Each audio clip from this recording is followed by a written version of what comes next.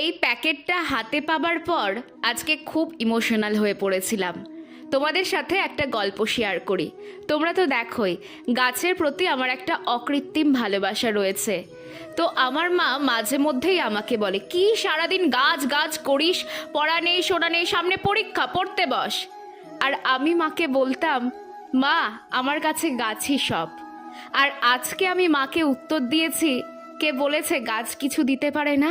দেখো, আমার জীবনের প্রথম কোলাবোরেশন ভিডিও, আর সেটা শুরু হলো গাছের মাধ্যমেই।